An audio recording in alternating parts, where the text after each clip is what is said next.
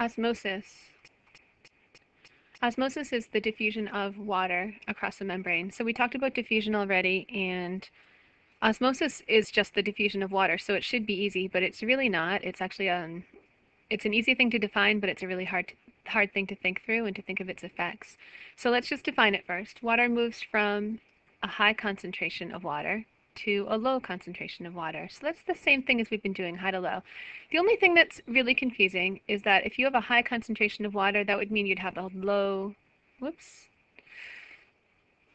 that would mean that you would have a low solute concentration. So for example, let's say you have two different beakers and you fill them both up with water. And I'm trying to draw these the same size. And so you have these both filled up with water, and then you take this one and you pour a whole bunch of sugar. Here's a bag of sugar. And all this sugar is coming out. If you pour a bunch of sugar in here and it's already filled with water, then the water is going to spill over and make a big puddle. So the idea there is if you have a lot of stuff in here, you're going to be able to have less water in there. So if you have a high concentration of water, that means you're going to have a low concentration of stuff dissolved in it, solute. If you have a high concentration of stuff dissolved in there, of solute, that means there's not so much space for water, so you're going to have a lower concentration of water. And so that's really the difficulty, I think, with the whole idea of osmosis. So let's look at it. So here's a membrane, and it's semi-permeable, meaning some things can go through and other things can't. So if this is showing you water, the yellow ones, they start here and then they even out, so they're in both by the end. So far, so good. Not hard yet. Okay, so here's where it gets harder, I think. These things are dissolved things. It's not water. This is, let's say it's sugar. And so if you look at this cell, the cell has teensy little spaces in it that water can go in and out. So water can go in and out of this, but sugar is actually bigger than water, and it's very polar, and it really, let's say it just does not go in and out of this cell. So there's a higher concentration of dissolved stuff inside the cell. If there's a higher concentration of water inside the cell, then that means there's a higher sorry, I said that backwards. If there's a higher concentration of dissolved stuff here, so higher sugar, let's say, dissolved stuff, that means there's less water, a lower concentration of water. Compared to out here, you have a higher concentration of water. Look, not very many dissolved things, so the sugar hasn't displaced the water yet here, so not very much sugar. And so the idea is that the sugar stays put, and it's only the water that can move. So you have a higher concentration of water on the outside of the cell. So for this particular membrane, the dissolved stuff cannot go through the membrane. It's stuck where it is. Let's say it's too big or it's too polar. But the water can move freely through it. So dissolved stuff stays and water moves. Water, again, remember, moves from a high concentration outside to a low concentration inside. So I think I have arrows for that. So you have a high concentration of water here, and it goes in. Water really is flowing the opposite way of the way that you would think that the dissolved stuff would move. So if the dissolved stuff would move, it would move out. If the dissolved stuff could move, it would move out. But it can't move out. The water comes in. The water goes from where there's a high concentration of water to where there's a low concentration of water. Kind of a weird thing to think through, I think. This one is showing you the green sugar here, and the little Mickey Mouse kind of things. The blue and white things are the water. And so it's showing you where there's a lot of water moving this way. So this has a higher concentration of water, lower concentration of green stuff. Over here you have a higher concentration of the green stuff and lower concentration of water. And so water goes to the right. Okay, here's another problem. So let's take a look at this. Out here you have more stuff, right? Higher concentration of stuff, solute, sugar, whatever it is. If you have a lot of dissolved stuff, that means it's displaced or taken the place of water. And I didn't keep drawing it all the way out here because I was lazy, but pretend that this concentration of sugar or dissolved stuff is not just right around the cell, but is in this whole external environment. So if you have a lot of dissolved stuff there, that would mean you have less room for the water. So you would have a lower concentration of water. In here, not too much sugar or dissolved stuff or solute. So that means you have a lot of space for water. So you actually have a high concentration of water. So far, so good? Now what we're not doing, we're not counting up the individual molecules of water. We're looking at a little area. So in this little area, compared to the same exact size box over here, this one has more dissolved stuff. This one has more water in it, less dissolved stuff. This one has more dissolved stuff, less water in it. And so one thing that I want you to get the idea of too is concentration.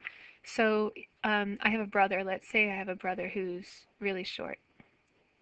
Let's say he's 4'5" or something. Here he is. And here's me.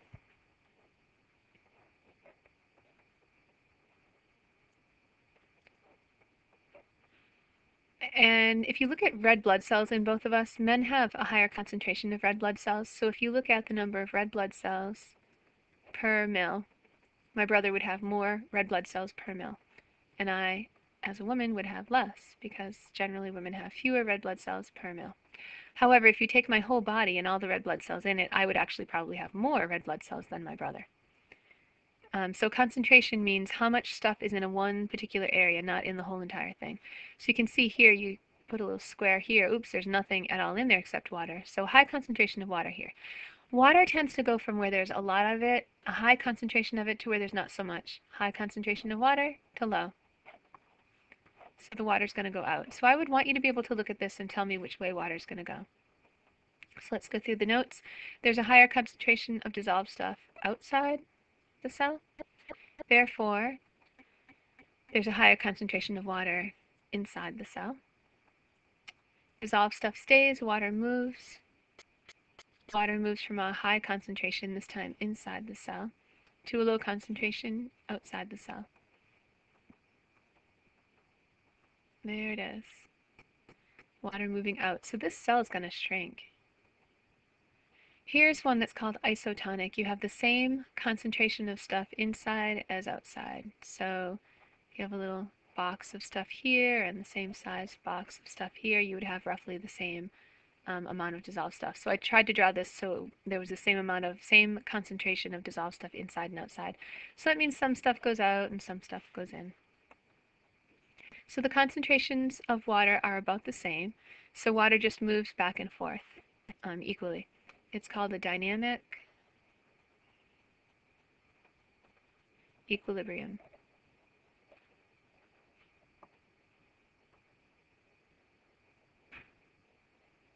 It means that, yeah, water's going to always be bouncing around, going all over the place, but about as much water comes out as goes in. So that means dynamic because it's still moving, but equilibrium meaning it's about equal. You have what we call no net movement. And a lot of times kids are like, what the heck does net mean? That means if you count up all the stuff going out and all the stuff going in, it equals 0. Okay, some water balance definitions. So we have to define 3 words here: hypertonic, hypotonic, and isotonic. Hyper, if you think of a hyperactive kid, they have a lot of energy, above normal.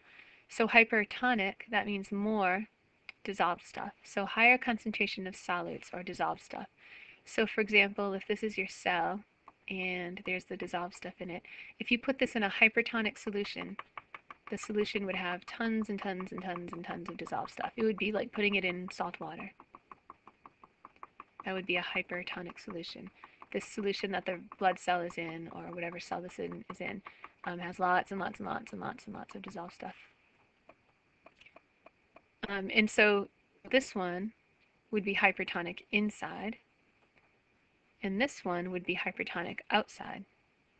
So we typically, you can use either term, but we typically talk about the outside. You say the cell is put into a blank solution. What kind of solution is this? It's hypertonic. So this one would be hypertonic inside, but hypotonic on the outside. So this would be a hypotonic solution, and this would be a hypertonic solution. So hypo means below, like a hypodermic needle. You might have heard that before. It's a needle that is used to put, hopefully, medicine in underneath the dermis or underneath the skin layer. So hypo means below. What's another hypo word? I don't know. Anyway, hypo means below. So this is a lower concentration of dissolved stuff, solutes. And so this would be a hypotonic solution, hypotonic outside. If you look at this one, it's in a hypertonic solution, but the inside is hypotonic.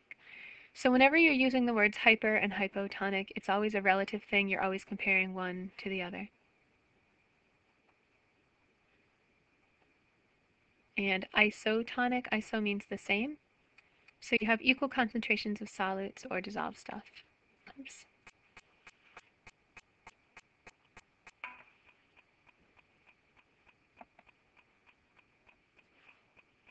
Thought I lost my drawing here. Thought I was talking to nobody. Okay. I did that one. Okay, so now here's an easier way to look at it. And I think some students of mine saw this on a test once and kind of freaked out because I hadn't shown it to them. Take a look at this.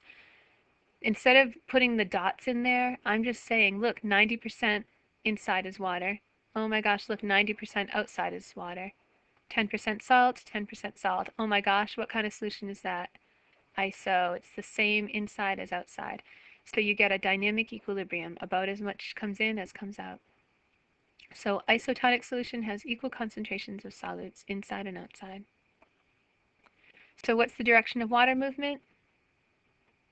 It's the same, about the same amount in as out. So no net movement. Some goes in, some goes out, but no net. If you subtract the stuff going out from the stuff going in, it's 0. So the cell is at equilibrium. Equilibrium meaning it's the same. It's not getting, it's not swelling up and it's not shrinking. It's a dynamic equilibrium because things are moving, but they're still staying about the same amount in as out. Okay, so let's look at this. Here, 80% water inside, 90% water outside. So you don't even have to think that hard about this one. Water goes from a high concentration to a low concentration. So this is a hypotonic solution, not very much dissolved stuff in it compared to this one. So lower concentration of solutes. What is the direction of water movement? Going in, high concentration to low concentration. Oops. Okay, let's look at this one. 5% salt, 15% salt. So that means there's more salt out here, so it's a hypertonic solution. Water goes from a high concentration to a low concentration. More water here, going out. So this cell is going to shrink. So higher concentration of solutes means a hypertonic solution. So what's the direction of water movement? Again, high to low. Goes out. Okay, so here's a red blood cell. Red blood cells placed in various solutions. This one's showing you that you have about the same amount going in as out. So that's an isotonic solution. No net movement of water, equal amounts entering and leaving. With this one, you can see water's going out and in, but more water goes in. So water's going from a high concentration into a low concentration. So this is a hypotonic solution. So what happens here is the water goes in, and if you have enough water going in, it will burst. So cytolysis, cyto meaning cell, lysis to break. So this cell is going to burst. Bummer. This is a hypertonic solution because you see all those dots out here. That means there's a lot of dissolved stuff. Water goes from high to low. Certainly it goes both ways, but it mainly goes out. So that's a hypertonic solution. And this is called plasmolysis because the cell shrinks or shrivels. So if you put animal cells, this is the way it works for animal cells. When I gave you the example of red blood cells, hopefully you were thinking animal cells as opposed to a plant cell. So cells placed in distilled water, that means pure water with nothing dissolved in it. It's a hypotonic solution. So water goes from high concentration to low, and the cell bursts. Cells placed in concentrated salt solution, water goes from where there's a lot of it to where there's not so much. And this is supposed to be showing you the cell shrinking. That's called plasmolysis. So animal cells really need to be in an isotonic solution. And your body spends a lot of time making sure that the salt concentration in your blood is just perfect. So here's an isotonic solution. there's a hypotonic solution and there's a hypertonic solution, with a red blood cell doing what it would do in each of them, staying the same in an isotonic solution. This is what's good for animal cells. Hypotonic, it's swelling, water's going from high concentration to low. Hypertonic, it's going from high concentration to low because there's a lot of dissolved stuff here, not so much water, and the cell's shrinking, plasmolysis. All right, so the one in a hypotonic solution is the middle one. Which picture shows animal cells in an isotonic solution? That would be the perfect one, and in this case it's in the middle. Same amount going in as out. Which ones show a hypertonic solution? That's with water coming out and they're all shrinking. So that's this first one. Hypo is when more water's going in, it's going high to low, and look, they even burst. Bummer. Okay, where's the higher concentration of solutes? First of all, what's a solute? Come on in, Lou, the water's nice. That's the dissolved stuff. So the dissolved stuff is this, and so there's more dissolved stuff in here, so on the inside. What about water? Well, there's not as much dissolved stuff, so you can fit more water out here. So the higher concentration of water is outside the cell. Water naturally moves high to low. In which direction does water move? It's going to go from a high concentration to a low concentration. Forgive the box, it's just there to blur out the arrow that was there. I didn't want you to see it. Same thing here, I blurred out some arrows. I don't want you to see which way they're going. So here's a cell. Where is there a higher concentration of solutes? So the dissolved stuff, it says solute, is the big pink stuff, and the water is these little purple things. So there's more solutes outside the cell. Mom, doesn't this kind of look like a face? Yeah, it does. Where is there a higher concentration of water? Inside, because look, you can see more. Come on. You can see more dissolved stuff. I mean, more water in here, not so much dissolved stuff, so you have more space for water. Water tends to go high to low. I hope that's our next question. Yep, water naturally moves from an area of high to low concentration. So water's going to go, here's water, from where there's a lot of it, out to where there's not so much. So in this case, it's going out, out, out, out of the cell. Okay, behavior of cells with or without walls in these solutions. So plant cells work differently than our cells do in these kind of environments. So cells without walls, like animals and I put most protists, how about many protists, require isotonic external environments, unless they have a nice contractile vacuole. In hypotonic, and that would actually, the contractile vacuole would only be for protists. Animal cells are going to always need to be in isotonic solutions, so you can thank your kidneys for keeping your blood concentration nice and perfect. In hypotonic environments, cells without walls swell and may burst with too much water pressure. So if they burst, it's called cytolysis. Cyto for cell, lysis to break.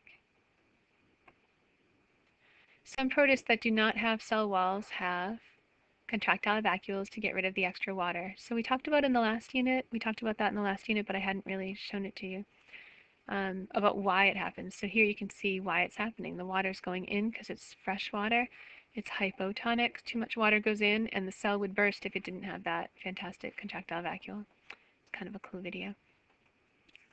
So here's a contractile vacuole, and here's a contractile vacuole to this protist, and the water tends to go from a high concentration to a low concentration. Remember, this thing's in fresh water. And so it doesn't have much dissolved here. It's mainly just water. So water comes in because it goes high to low concentration. Remember, in your cell, you're going to have nutrients and salts and all kinds of stuff in there. So it's going to be pulling the water in because it's going to go high to low concentration. All that water would make it burst. Good thing this thing has a contractile vacuole to squirt it out. So contractile vacuoles are found in unicellular protists that live in fresh water. If they lived in salt water, the water would tend to leave the cell. So fresh water is hypotonic. Whoops.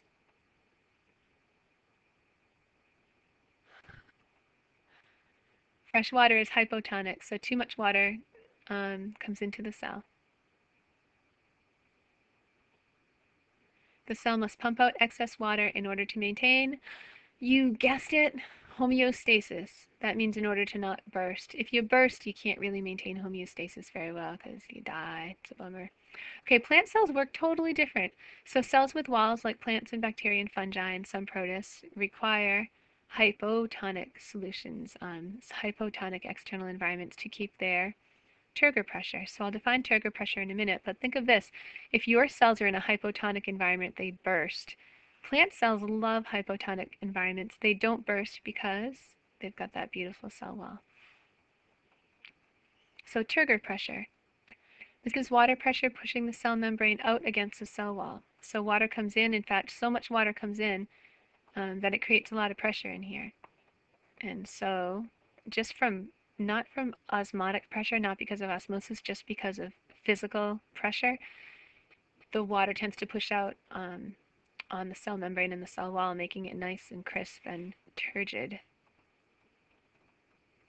So these cells become limp or flaccid when they lose their turgor pressure. So normal is a hypotonic environment. Water comes in, makes them nice and crisp.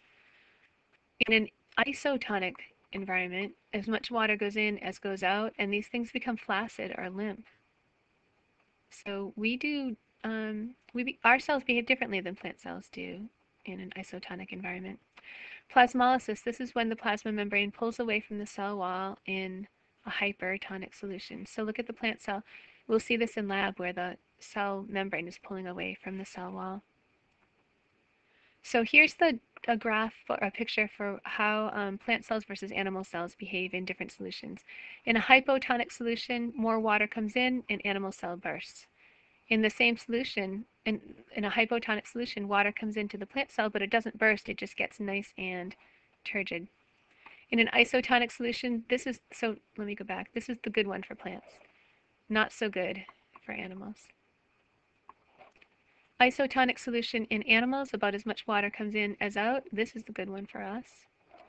Not so good for a plant though. It's flaccid, so it's kind of a limp plant. Some water comes in, some water goes out.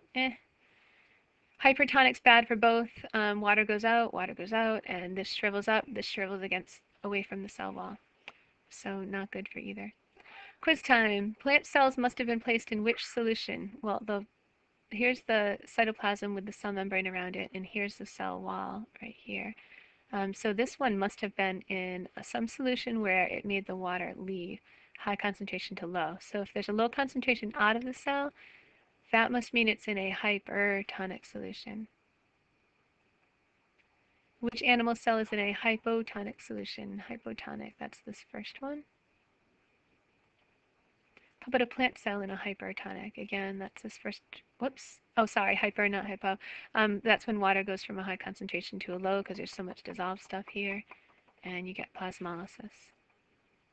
Okay, isotonic for an animal cell is right here. Let's see, hypertonic solution for an animal cell. So hypertonic means there's going to be a ton of dissolved stuff out here, so water's going to tend to go out. An animal cell are these because there's no cell wall. Which plant is in a hypotonic solution? So that's this one because water tends to go from a high concentration to a low right inside, and that's the good one for plants. Isotonic would be the middle one, not so great for plants. In a hypertonic solution, plant cells, let's see, hypertonic means tons of stuff dissolved here, so water is going to go out. They're plasmolyzed.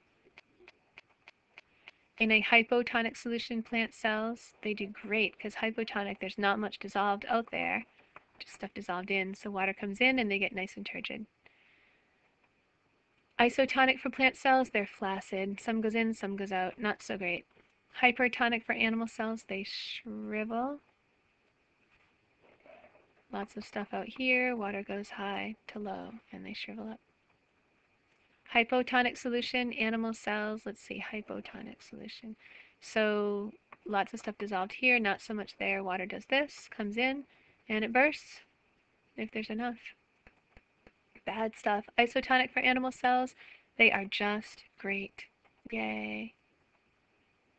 All right, that's the end of the story here. Let's see.